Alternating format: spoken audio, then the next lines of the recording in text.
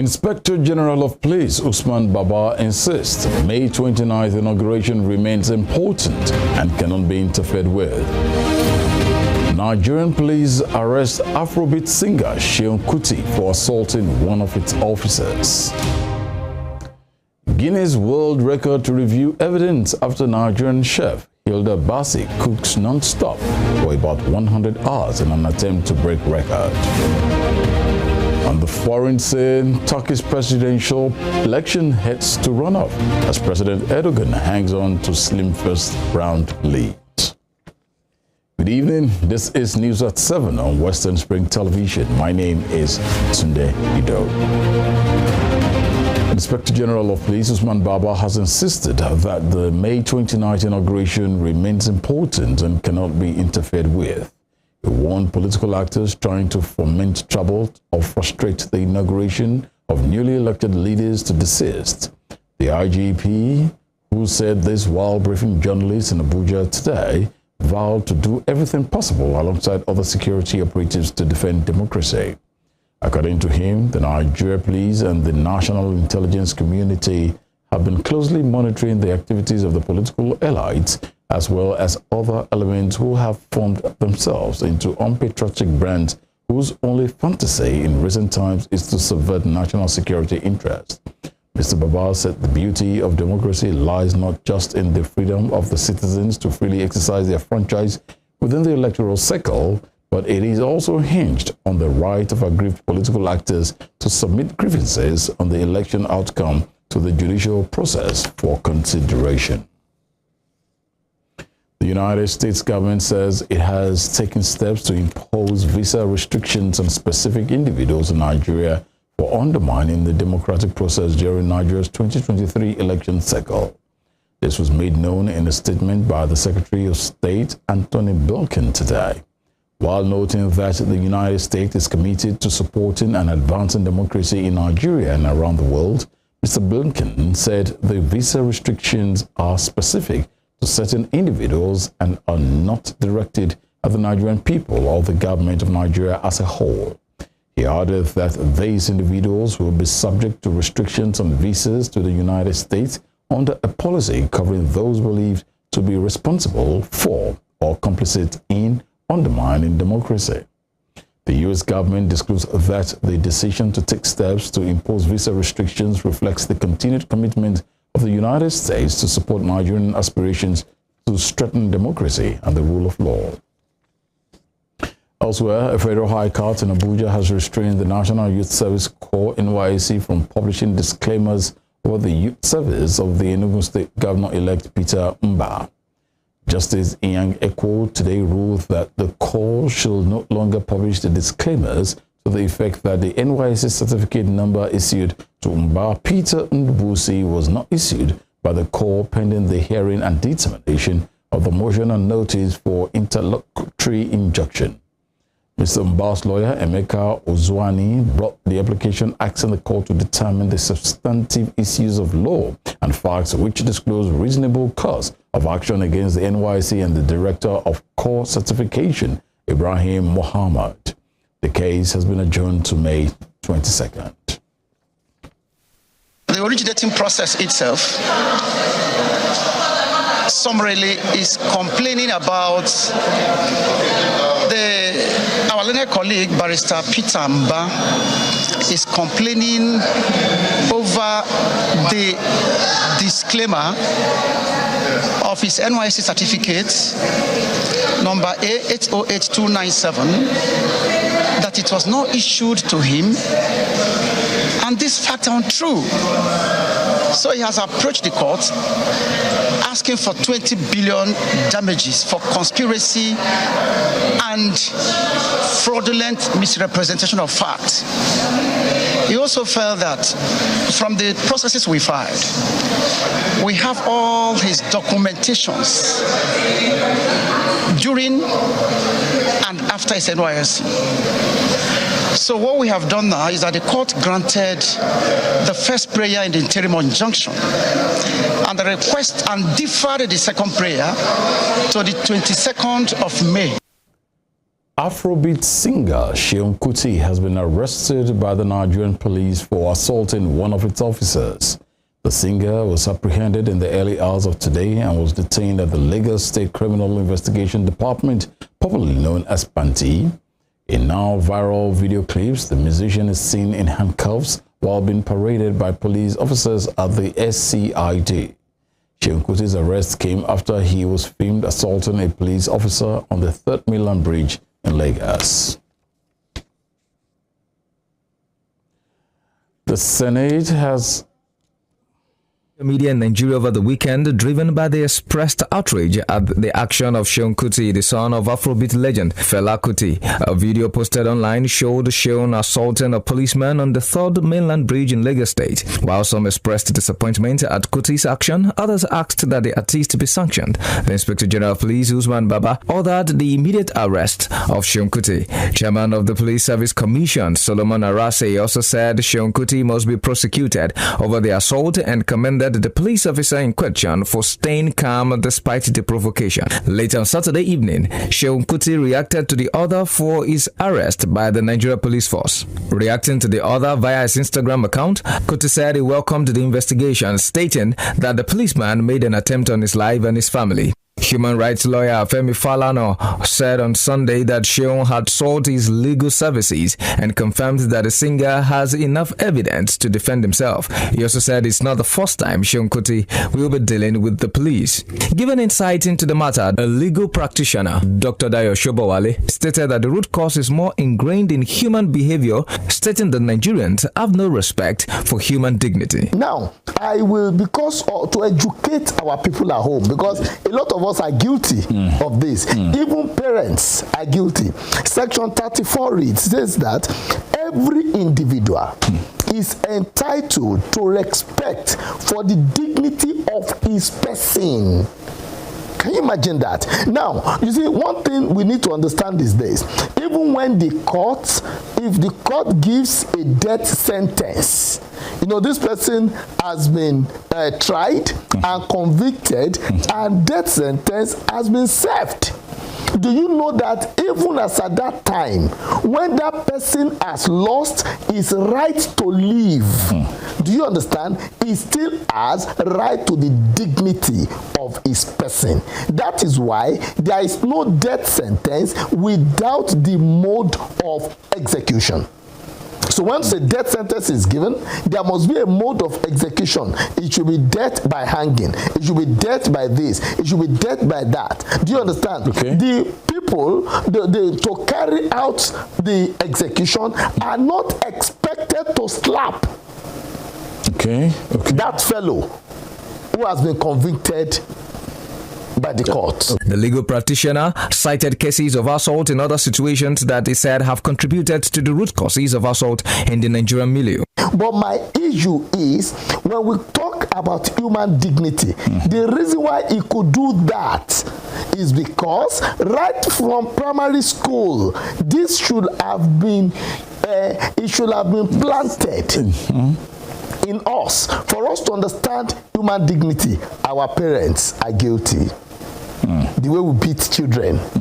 It's at times you think you are training them. That's why, of course, those who stay overseas, they know.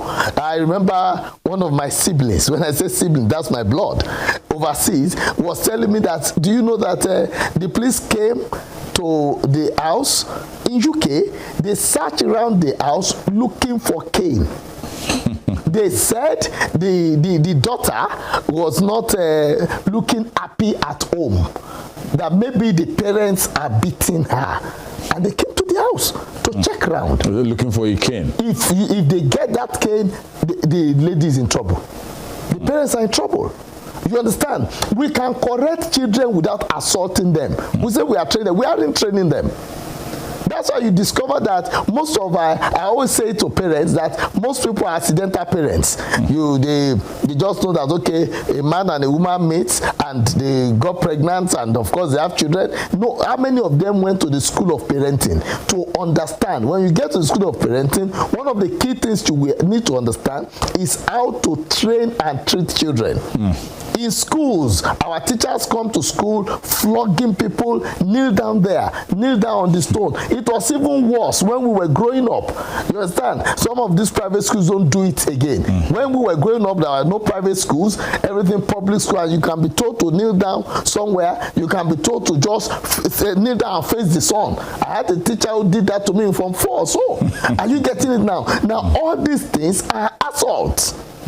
After growing in such a harsh condition, I will also go out thinking that's the norm to life. That's the best way to train children. You understand? Not understanding the idea of you need to communicate. You need to make that person see it. I'm excited Nigerians are coming to condemn the act. It's barbaric, yes, but where did it come from? Don't we all practice it at home? He totally condemned Seun's action, saying provocation is not enough justification. We did not train people. We did not explain the Constitution to them. We don't know the content of our Constitution, so people live anyhow. We all came out to condemn Seun. Seun is wrong. There is no point. There is nothing to discuss about that. If he is right or wrong, he's absolutely wrong, no matter what the situation is. I'll still explain the extent to which it should be dealt with. Even though under provocation, he is still wrong. Oh, very wrong. When you talk about provocation, you see, it's an excuse that at times we want to bring up and here and there. When you talk of provocation, not to a man, it's to a fellow civilian, it's a different case. Okay. Assaulting. I don't want to, when I say slap, you can use that language. Okay, but that's an as assault. a lawyer, assaulting a police officer in uniform is assaulting the Inspector General of Police of Nigeria. He did not assault that police officer. He assaulted the Inspector General of Police and also assaulted the Federal Republic of Nigeria. And as such, he must face the consequences. There are no two ways about it. Seun Kuti has been arrested and detained today at the State Criminal Investigation Department, popularly known as KPANTI, in Lagos State. According to Section 356 of the Nigerian Criminal Code Act, if found guilty of assault against the yet-to-be-named police officer, Seun Kuti is liable to spend 3 years in prison. In Nigeria, the assault of police officers is a felony punishable with at least 6 months jail term. Resisting arrest or obstructing a police officer from doing his duty is also an offense punishable by law. Daniel Odeyemi, Western Spring Television. The Senate has upheld a finding by the Office of the Auditor General, which accused the Federal Ministry of Justice of not following due process in the disbursement of sums awarded as judgment debts against the federal government. The report said between 2017 and 2018, 10.4 billion naira was earmarked as judgment debts, and the sum was disbursed without a committee required for that purpose. The report said the last time the ministry had such a committee was in 2013, adding that if the practice is allowed to continue, the federal government will lose funds earmarked to pay judgment debts. The Senate agreed with the OAGF that the Ministry of Justice should discontinue the payment of the funds and constitute a panel for that purpose immediately. The upper legislative chamber resolved to forward the findings to the Office of the Secretary to the Government of the Federation for further action. Moving on, the Media Rights Agenda has called on the National Broadcasting Commission, NBC, to obey the court order restraining the commission from further imposing fines on broadcast stations. On May 10th, the Federal High Court in Abuja ruled that NBC lacks the power to impose penalties. Justice James Omotosho said the commission's action was against the doctrine of separation of powers. NBC Director General Balarabe Ilela on Friday said the commission has applied for a certified copy of the judgment and will make an appropriate response after perusal. Reacting to the NBC's response, Ms. MRA Executive Director Edeatan Ojo, in a statement today, called on the commission not to walk on the path of lawlessness.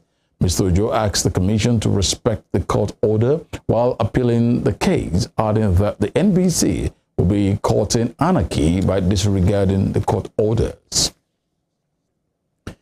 Journalists in Osun State have been admonished to pay attention to their mental health and manage workplace stress so as to be productive. The admonition was made at a one-day workshop organized for practicing journalists by the final year students of the Mass Communications Department, Fountain University, Oshogbo. Olayinka Ali completes the report. Managing stress can help one live a more balanced and healthier life, as stress itself is an automatic physical, mental, and emotional response to a challenging event. Today, the final year students of the Department of Mass Communication, Fountain University, Oshogbo, organized a one-day workshop for practicing journalists in Osun State with the theme Journalism Career and Stress. A consultant psychiatrist, Dr. Adeoye Iwole, who was a guest speaker at the workshop, emphasized on the need for members of the pen profession to be emotionally intelligent, understand their temperament, and go for a general body checkup in order to function efficiently in the course of duty. Some of you need to understand your temperament. Your temperament also helps you to know exactly which aspect of this industry fits you properly.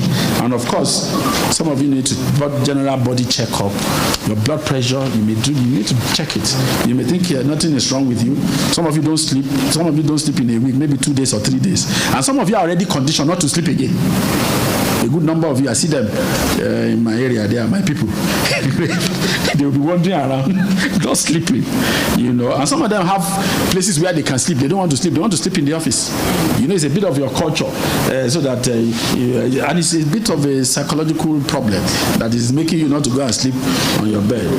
So the aim of this lecture is to be able to produce a whole person who is engaged in the major task of life, which is to live, to love, to learn, and to leave a legacy. Foremost journalist, who is the second speaker, Dr. Liad Teller, and ably represented by Mr. Mugisu Aderibigbe Yusuf, the registrar of the Federal College of Education, Iwo, Osun State, charged journalists to be well informed and passionate about their profession.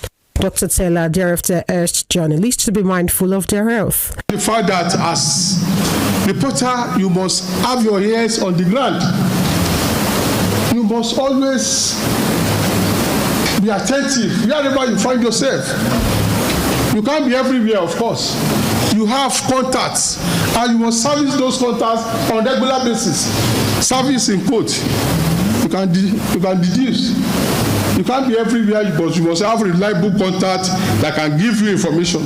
The Chief Press Secretary to former Governor Adegboyega Oyetola, Ismail Omikpidon, similarly admonished his colleagues to try to strike a balance between the job and work expectations, imploring them to cultivate the habit of resting. Well, one of the ways to manage stress is to try and strike a balance between what you do and the expectation of your office. And you must learn how to rest. I am very sure that all the media houses have arrangement for their members of staff to go on leave. Once it is your turn to go on leave, don't say, Oga, monetize it for me. No. Please go on leave and rest, so that by the time you are returning refreshed. So always take advantage of your leave to rest. That way, you always give out your best as far as the job is concerned. One of the organizers of the workshop, Bola Bamgbola, stated that the essence of the program was to bring journalists together and expose them to the dangers they face by not managing stress properly. Where the idea is to bring journalists together and expose them to the dangers they face by not properly managing stress. To talk to a sizable number of journalists drawn from various media houses in Osun State on the need for them to manage stress better for the sake of their mental health. Meanwhile, it is important to note that stress management offers a range of strategies to help one deal with stress and difficulty in one's life. Olayinka Ali, Western Spring Television News. In other news, many people were found injured in a crash that occurred today on the Lagos-Ibadan Expressway.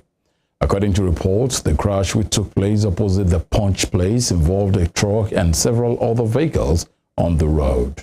It was gathered that the truck usually used to convey cows rammed into a vehicle from behind, and the vehicle also rammed into other vehicles at its front, leading to a chain of crashes.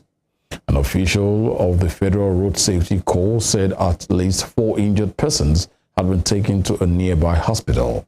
He said efforts were ongoing to ascertain further casualties and to remove the truck from the road.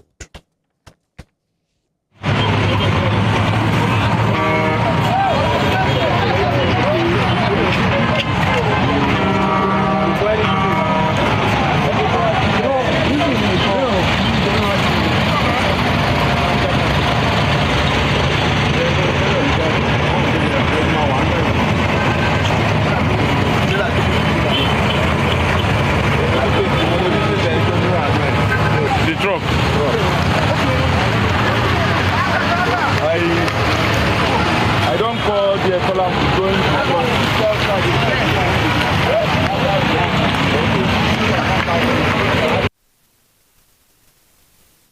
In Katsina State, operatives of the State Police Command have repelled a terrorist attack at Bajinwa village in Dutsiman local government area of the state and rescued 5 kidnapped women.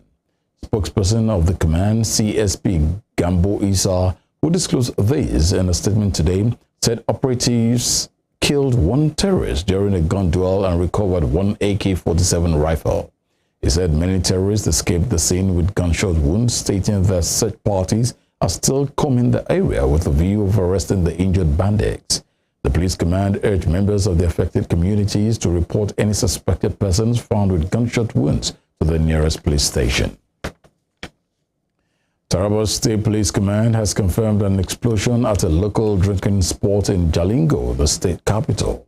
Spokesman of the police command, Abdullahi Usman, who spoke with journalists, said details from the explosion were still sketchy, but investigations by the anti-bomb squad were ongoing. It was gathered that the explosion, suspected to be from an improvised explosive device, went off around 9 p.m. yesterday at Jika Drinking Spot in Dorowa. Some people were confirmed to have been injured, but there were no deaths. Ibrahim Gambari, the Chief of Staff to President Muhammadu Buhari, has urged Nigerians to provide an enabling environment for the incoming government to thrive. Professor Gambari spoke in Kebbi State following a visit to the Governor, Atiku Bagudu, and the Emir of Gwandu, Mohammed Bashar. He said there was a need to ensure support and enabling environment for the incoming administration to build on the positive records of President Buhari in all the major priorities his administration focused on. Speaking on the legacies President Buhari will be leaving behind, Professor Gambari noted that apart from free and fair elections, Nigerians will remember him for his fight against corruption and agricultural revolution. You're watching News at 7 on Western Spring Television. Still to come. Nigerian Association of Resident Doctors declare 5-day warning strike following failure of the federal government to meet its demands. We'll bring you more on this when we return.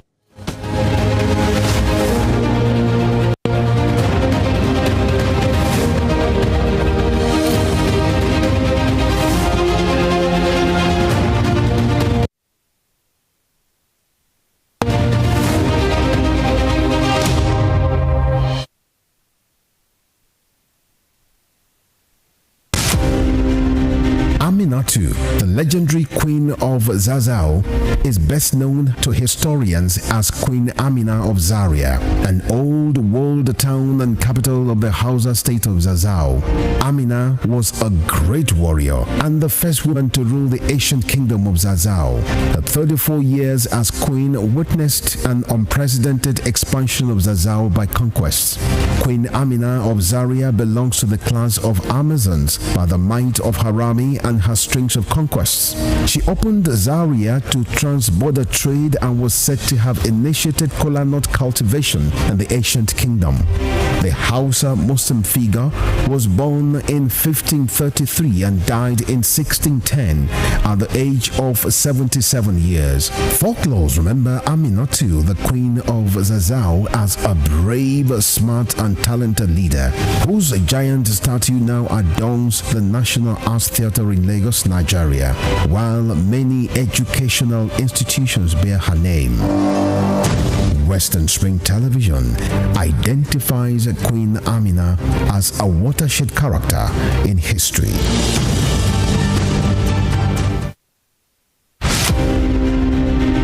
Korean War of 1950 to 1953 pitched North and South Korea against each other in response to intrigues by nations beyond their border with different interests from those canvassed by the two brother nations.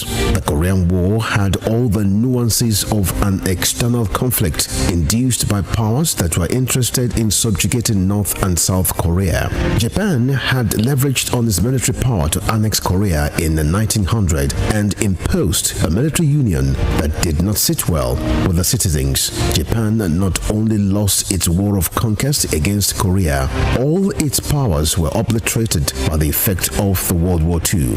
The end of World War II got Korea divided into two nations along 38th parallel lines by the instrumentality of the United States of America and the Union of Soviet Socialist Republic. The Korean War lapsed into a Cold War when it stopped the prying eyes of external forces into the internal affairs of a nation now divided along its north and southern territories. Western Spring Television identifies the Korean War as a major event in history.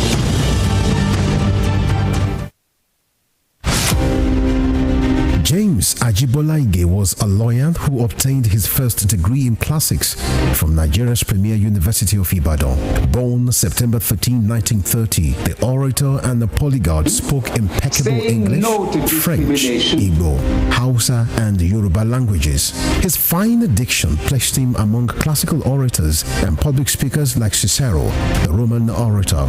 This attribute earned him the prefix Cicero of Esauke. He authored Kaduna Boy, an autobiography, Detainee Diary, Constitution, and the People, among 6 other books. Bolaige was a colorful politician, elected governor of Oyo State in 1979 and appointed a federal minister in 1999. He was a pioneer founder of Afenifere, the Yoruba social, cultural, and political group. He invested his political sagacity to propel the group to the height of political leadership and decision-making in the southwest of Nigeria. Bolaige was assassinated on the 23rd December 2001. His murderers are yet to be apprehended till today. Western Spring Television identifies Bolaige as a watershed character in history.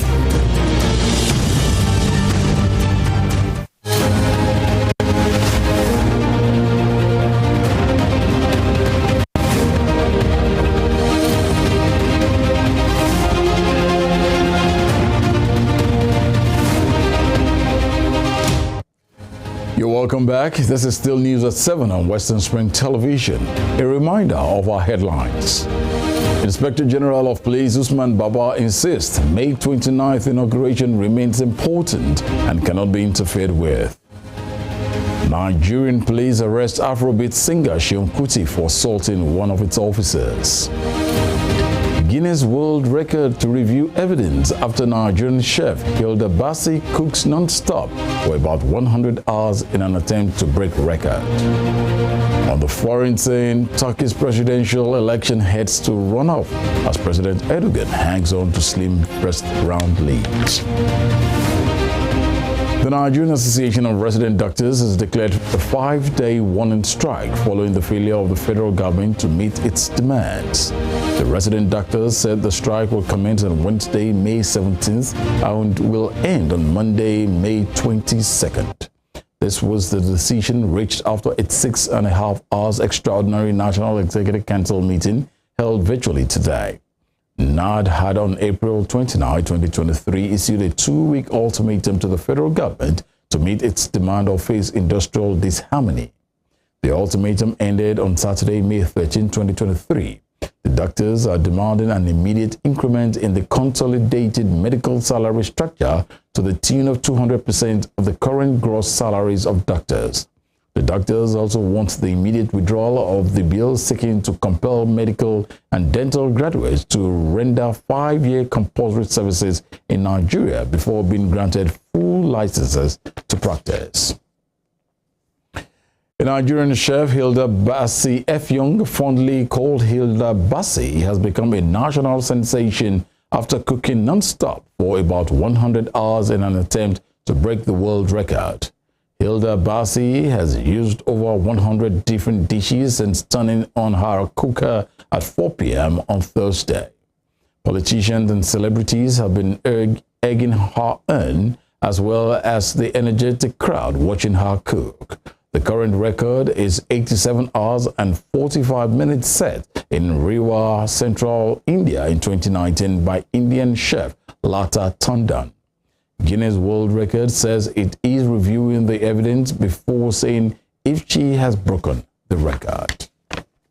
Born to Mr. and Mrs. Effiong Bassi in Akwa Ibom State, 27-year-old Hilda Bassi had long been a huge lover of cooking, which according to her, she learned from her parents who were professional chefs with international awards. For years, Hilda Bassi participated in different cooking competitions like the maiden edition of the Jollof Face-Off competition in 2021, where she made Nigerians proud by winning the competition and walking away with a grand prize of $5,000. After the competition in 2021, the next step for Miss Bassi was to break the Guinness Book of Record held by an Indian chef, Lata Tandon, where she spent 87 hours and 45 minutes cooking in Rewa, India in 2019. This Miss Bassi says she has been infatuated with since childhood. In this vein, she kickstarted the journey to break the record on Thursday at exactly 4 p.m. after she turned on a cooker and was to cook for 4 days non-stop. Reports also show that during the 4 days cooking streak, Miss Bassi is not expected to take coffee, stimulants, or any energy drink to boost her energy and bodily strength, as she must cook artificially. She is, however, allowed to eat food, drink water or fruit juice, and take glucose. The event, which is taking place at the Amor Gardens in Lekki, Lagos, and being live streamed on YouTube and other platforms, had in attendance several celebrities, including Nigerians who have defied the rain to cheer up.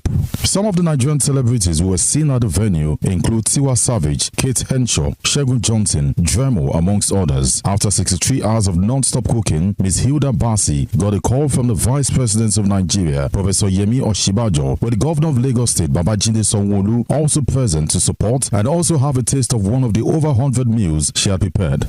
Thank you all very much for coming out to support one of our own. Hilda, you are a great inspiration, you are a great motivator, and this is the Lagos Nigerian spirit that we're talking about. We will break that record by the grace of God.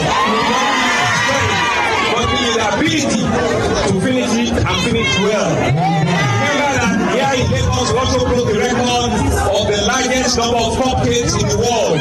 So you will also be doing another first for our country, for our state, and for your family. Just before the cooker turn started, Ms. Bassi had told the media that this is an opportunity to tell some of the positive stories that come from Africa through the meals she'll be making. She further stated the attempt is also proof of the strength young people can exhibit with the right platform and support rather than indulging in illegalities. This indeed has spurred so many Nigerians like Dotun Ayeni, Grace Abi and Tofumi Adeyemi. They say after watching Ms. Bassi cook for days and the recognition she has gotten worldwide, now they believe anything is possible in life, hence they will stop limiting themselves.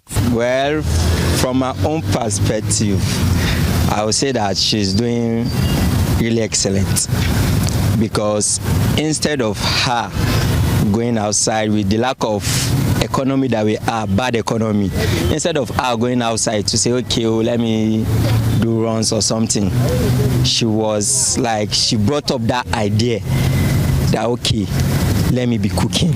Actually, she has inspired me in a lot of ways. Like, I love her strength. For the past 4 days cooking, I cannot try it too, but from the way she's doing, she's inspiring a lot of Nigerian ladies to be strong, and to, especially that of cooking. She's inspiring a lot of ladies to know how to cook properly, and to inform other people that outside Nigeria that we Nigerian ladies, we are strong. We're stronger than anything anyone can think of, and I love her spirit. Yeah, she has given the inspiration to Nigeria and the whole entire world by telling us that there's nothing that is impossible.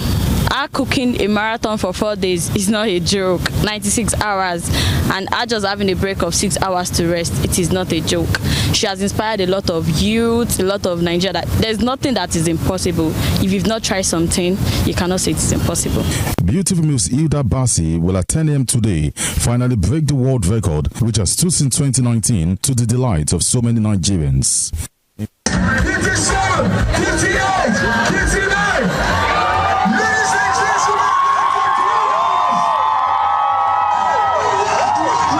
As at the time of filing these reports, Ms. Hilda Bassi had cooked for a record of 95 hours and still counting, making it difficult for anyone around the world to break the record with ease. Joseph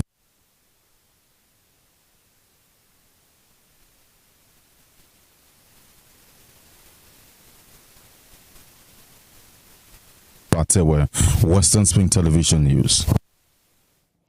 In the meantime, President Muhammadu Buhari says he shares the joy of celebration as 27-year-old chef Hilda Bassi Effiong, known as Hilda Bassi, makes history by breaking the world record of longest hours of cooking and placing Nigeria on the global spotlight.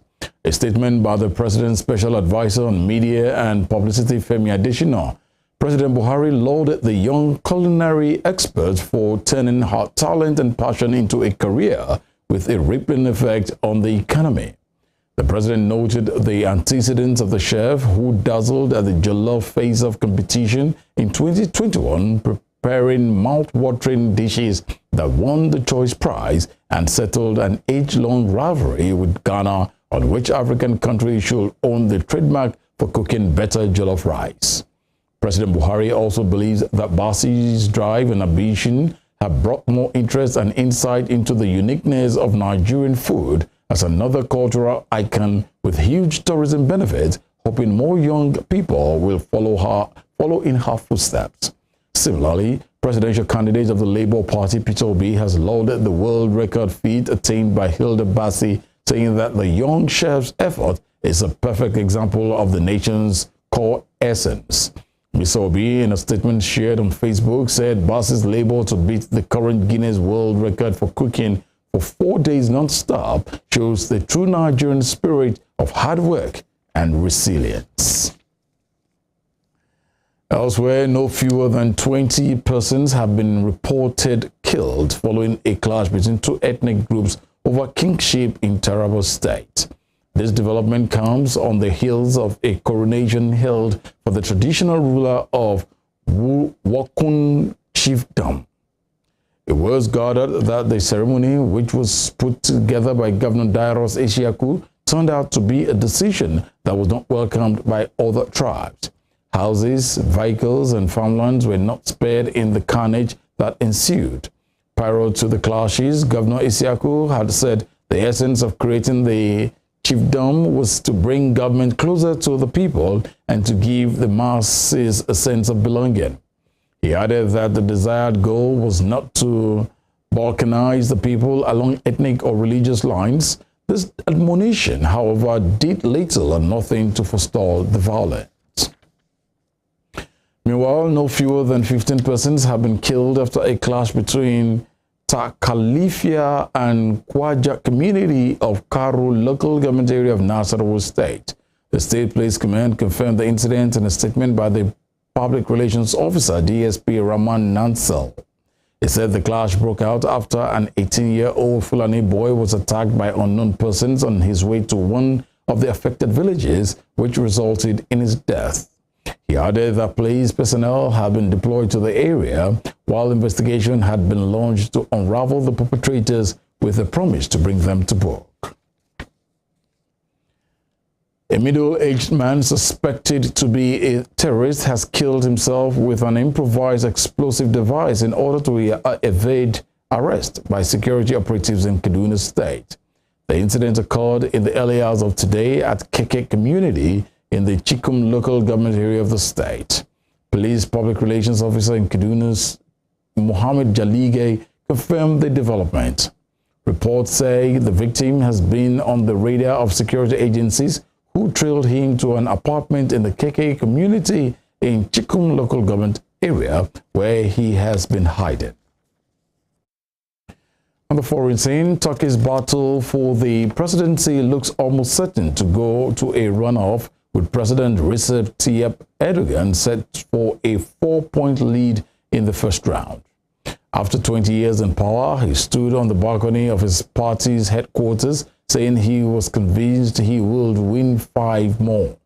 Opposition challenger Kemal Kılıçdaroğlu also claimed to have victory in his grasp.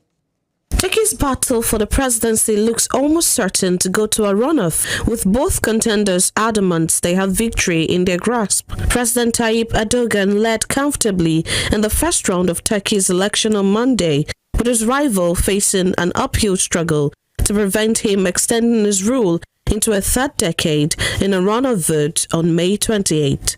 After 20 years in power, Recep Tayyip Erdogan stood on the balcony of his party headquarters, saying he was convinced he would win another 5. Milletimize önümüzdeki 5 yıl boyunca hizmet etmeyi sürdüreceğimize yürekten inanıyoruz. Everything appeared to have fallen into place for his opponent, Kemal Kılıçdaroğlu, to win. But incomplete results put him behind the president.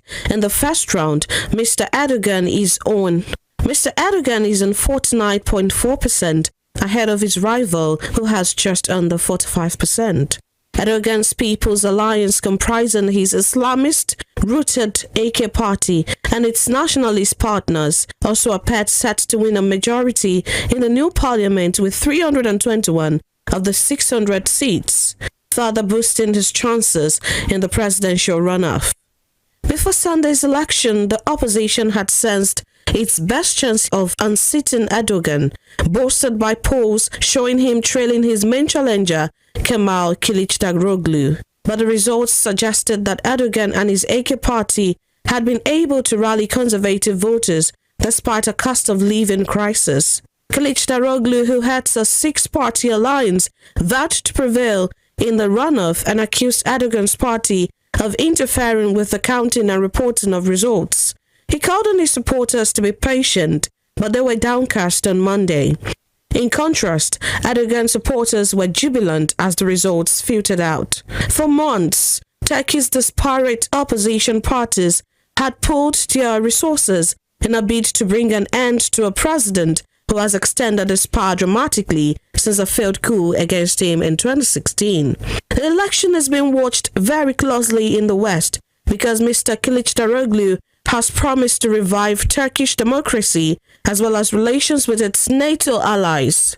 On the other hand, President Erdogan's Islamist-rooted government has accused the West of plotting to bring him down. In the early hours of Monday, Mr. Kılıçdaroğlu stood on a stage at his party headquarters in Ankara, flanked by his allies, doing his best to sound upbeat. He said if the nation says second round, they will absolutely win in the second round. Supporters outside party headquarters chanted one of his slogans, "Everything will be all right," but it was not clear for them that it would. Bu seçimi ikinci turda mutlaka ama mutlaka kazanacağız. Herkes bunu görecek. Mr. Kılıçdaroğlu, 74, has lost several elections as leader of his Republican People's Party, but this time his message of scrapping the president's successive powers struck a chord. Turks have also been reeling from a cost of living crisis with 44% inflation, made only worse by Mr. Erdogan's unorthodox economic policies. The Erdogan government was blamed for a slow rescue response to the double earthquakes in February, which killed more than 50,000 people in 11 provinces. Temitakwe Ajijalaluola, Western Spring Television News. In the meantime, voters in Thailand have delivered a stunning verdict in favor of an opposition party that is calling for radical reform of the country's institutions. Early results show move forward exceeding every predictions to win 151 of the 500 seats in the lower house. It is now 10 seats ahead of what was the frontrunner, Pheu Thai, led by ex-Prime Minister Thaksin Shinawatra's daughter.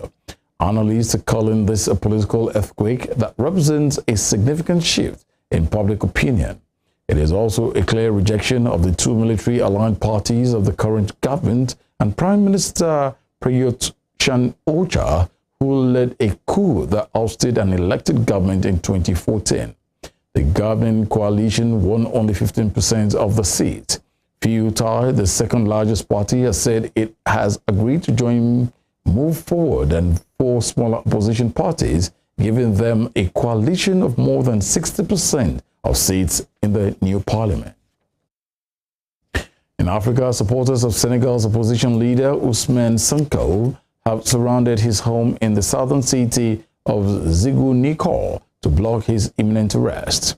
Mr. Sonko was due to present himself to the criminal court today ahead of his trial tomorrow over alleged rape and death threats against a beauty salon employee in 2021. Mr. Sonko and his allies deny the charges and say they are a ploy to bar him from contesting the 2024 presidential election. There have been intense battles as police attempt to disperse hundreds of opposition supporters in front of Mr. Sonko's home. Mr. Sonko has said that he will defy court summonses in protest against the justice system. He was handed a 6-month suspended sentence on the 8th of May for defaming Tourism Minister Mame Mbaye Nyang in a review of the initial 2-month term. And elsewhere, Ukraine's President Volodymyr Zelensky today held around 2 hours of talks with British Prime Minister Rishi Sunak at Chequers near London. After the talks, Mr. Sunak said the UK was steadfast in its support for Ukraine. On his part, Mr. Zelensky repeated his request for more fighter jets to control the sky. But the UK later confirmed it was not sending jets to Ukraine and it does not have the F-16s requested. The UK has pledged hundreds of air defense missiles and long-range attack drones. In a reaction, Russia said it takes an extremely negative view of the UK's extra support. About the jets, very important topic for us because we can't control the sky, you know it. So I think you know everything deeply because we're real partners. Rishi knows all the details, what's going on our battlefield. Thank you very much. And we want to create this jets coalition, and I'm very positive with it.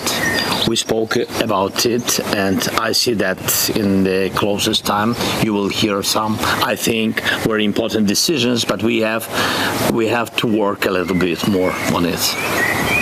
Yes, look, we are going to be a key part of the coalition of countries that provides that support to Volodymyr and Ukraine. Now, it is not a straightforward thing, as Volodymyr and I have been discussing, to build up that fighter combat aircraft capability. It's not just the provision of planes, it's also the training of pilots and all the logistics to go alongside that. Now, the UK can play a big part of that. One thing we will be doing, starting actually relatively soon, is training of Ukrainian pilots, and that's something that we've discussed today. We're ready to implement those plans in relatively short order, which will mean that we're training Ukrainian citizens to become absolutely combat-ready aircraft pilots, and particularly whether it comes to NATO tactics as well, because that's an important part of the long-term relationship between our countries. So we've had very good productive discussions on that today. Other countries are involved. I'm talking to those leaders. I'll be doing more of that this week in my international engagement, and we're very keen to build that coalition of countries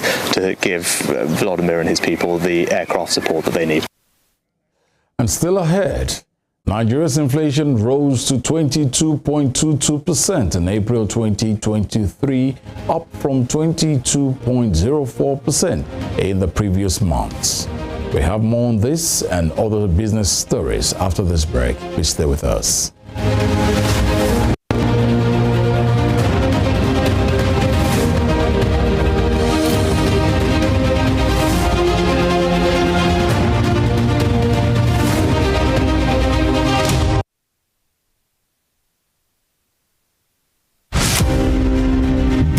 Jeremiah Oyeni Obafemi on March 6, 1905. Obafemi Awolowo was a prime architect of Nigeria's independence and most consummate advocate of free education and social welfare in Africa's most populous nation. Erudite politician, thinker, and philosopher, Awo was fondly addressed by associates and political colleagues, brought his unique attributes to bear on governance in the defunct Western region. He administered as leader of government business and the premier between 1955 and 1958. Obafemi Awolowo's premiership witnessed pioneering in multi-sectoral policy initiatives and execution. The Western region under his administration paraded several enviable records. First television station in Africa, first real estate in Nigeria, first high-rise building in Nigeria, first modern sports stadium in Nigeria, first agricultural settlement in Nigeria, first modern civil service secretariat in Nigeria, and first industrial estate in Nigeria. His face is on 100 naira denomination as a mark of honor for his distinguished services to his country. Western Spring Television identifies Obafemi Awolowo as a major character in history.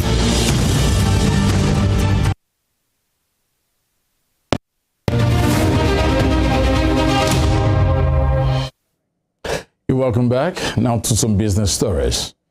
The Consumer Price Index, which measures the rate of change in prices of goods and services, rose to 22.22% in April 2023, up from 22.04% in the previous month. The inflation rate data is contained in the latest report released today by the National Bureau of Statistics. The April increase is the fourth consecutive surge in the country's inflation figure since the year began. Similarly, on a year-on-year basis, the headline inflation rate was 5.4 percentage points higher compared to the rate recorded in April 2022, which was 16.82%. Food inflation moved from 24.45% in March 2023 to 24.61% in April 2023. The Nigerian Electricity Regulatory Commission, NERC, says distribution companies have been empowered to disconnect consumers who have not paid their electricity bills for at least 12 days. This is contained in the Commission's recently released Customers Protection Regulations.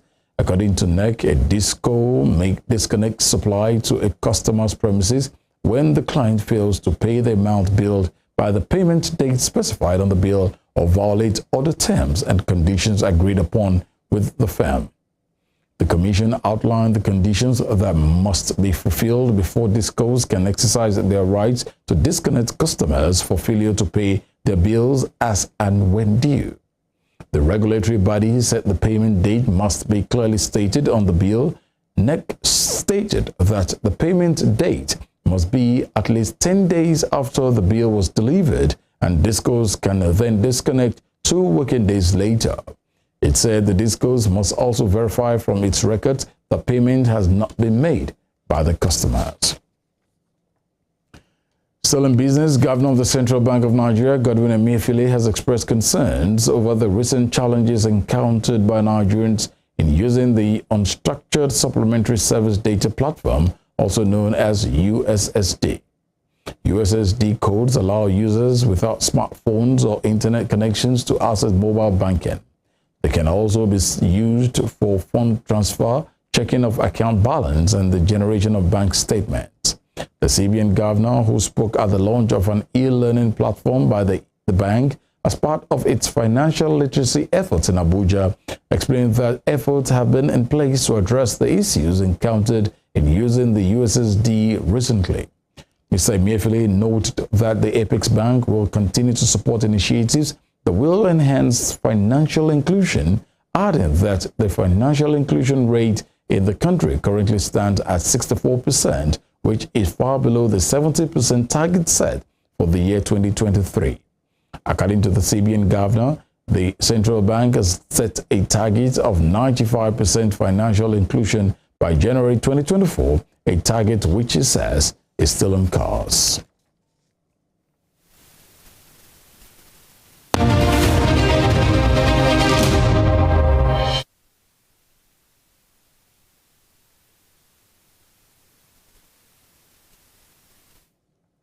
To the exciting world of sports, Barcelona president Joan Laporta today said he will do everything possible to bring Lionel Messi back to the club this summer after they were forced to let the Argentine star leave for financial reasons in 2021. Laporta made the statement on Twitch, but was more cautious later when speaking to Catalan television channel TV3. It was reported that 36-year-old Messi has received a big offer to play in Saudi Arabia next season, but Laporta added Barca is the Argentine home. He added that Barcelona also have 400 million fans around the world. Inter Milan manager Simone Inzaghi has claimed that the UEFA Champions League semi-final second leg clash with AC Milan tomorrow is one of the biggest games in the Nerazzurri's history. Inter defeated AC Milan 2-0 in the first leg last week at San Siro. Speaking in his pre-match conference, Inzaghi said the game is not predictable.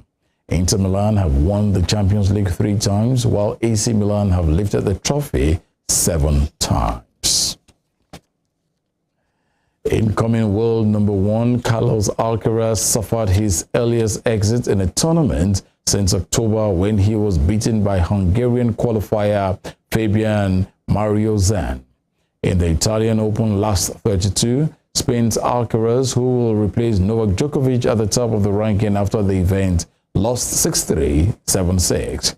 It was only the 20-year-old's second defeat in 22 matches on clay in 2023.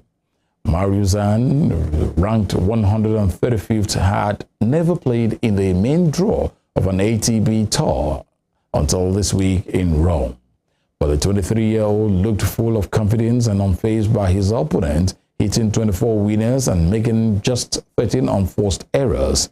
He will play Croatia's Borna Kokic in the 4th round after completing one of the biggest ATP upsets in recent years. Not easy to say something. I'm very, very happy. I can't imagine this one. It was my dream last night, so yeah, now it's true. I'm very, very happy about this. Yesterday we spoke about this match. I told you I just try to do something special, or winning a few games, or maybe a set or something like this, and I just beat the world now. Popular Yoruba actor Murphy Afolabi has been buried in Lagos. Afolabi, who clocked 49 on the 5th of May, died yesterday after sleeping in his bathroom. The Osogbo-born actor was buried at his Ikorodu house. His demise is still a shock to many of his colleagues, who posted different sad emojis in response to his death.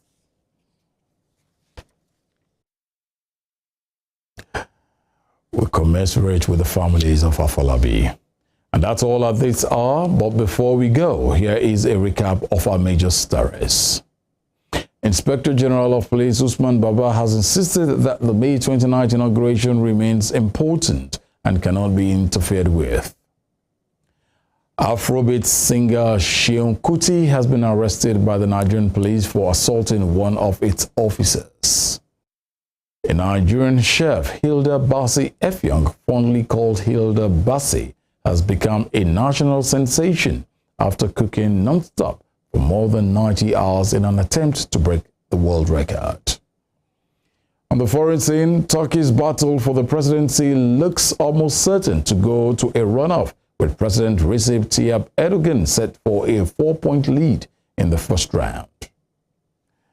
Please do follow us on our social media handles on Facebook, Instagram, and Twitter at Western Spring Television. You can also watch us live on our YouTube channel at Western Spring Television. I am Tunde Ido. You'll have a peaceful night rest. Good night.